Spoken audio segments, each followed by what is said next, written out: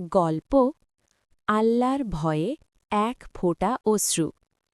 একজন যুবক ছিল, নাম তার আব্দুল্লাহ।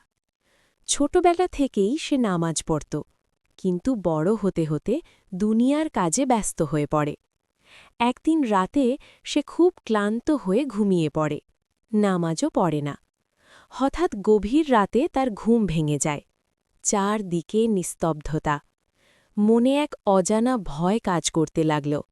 সে ভাবল, যদি আজ রাতেই আমার মৃত্যু হয়ে যেত, আমি কি আল্লাহর সামনে দাঁড়াতে পারতাম? এই চিন্তা করতে করতে তার চোখ দিয়ে অশ্রু ঝরতে লাগল। সে উঠে অজু করল, 2 রাকাত নামাজ পড়ল, আর কাঁদতে কাঁদতে বলল, হে আল্লাহ, আমাকে মাফ করে দিন, আমি আবার আপনার পথে ফিরে আসতে চাই। সেই এক ফোঁটা অশ্রু তার জীবন বদলে দিল।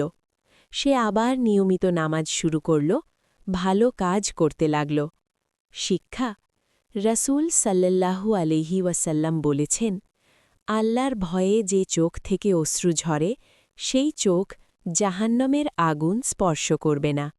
তিরমিজি।